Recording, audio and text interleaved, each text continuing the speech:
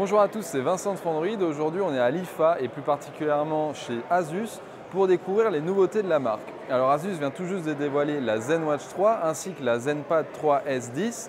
Mais dans cette vidéo, on va s'attarder à la prise en main des trois téléphones déjà dévoilés cet été, c'est-à-dire le Zenfone 3, le Zenfone 3 Deluxe et la variante Ultra. Alors on commence par le Zenfone 3 classique qui succède au Zenfone 2 et on note une véritable montée en gamme au niveau du design puisque la prise en main n'a rien à voir, on n'est plus face à une brique en plastique mais un joli téléphone avec un dos en verre et des bordures en aluminium. Le Zenfone 3 classique n'est pas le terminal haut de gamme de la marque puisqu'il y a également le Deluxe. Les deux smartphones se distinguent par leur taille d'écran puisque la version classique est disponible en 5,2 ou 5,5 pouces alors que la version Deluxe est uniquement disponible en 5,7 pouces.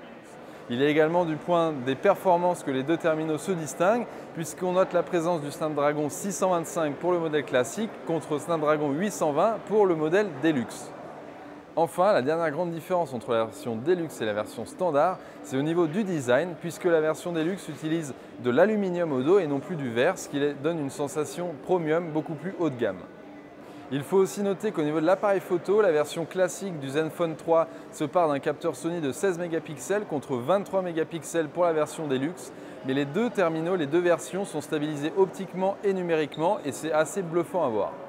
Alors le Zenfone 3 standard sera disponible à 379 € en 5,2 pouces et 399 € en 5,5 pouces, alors que la version Deluxe sera disponible à 699 € pour 6 Go de RAM et 64 Go d'espace de stockage.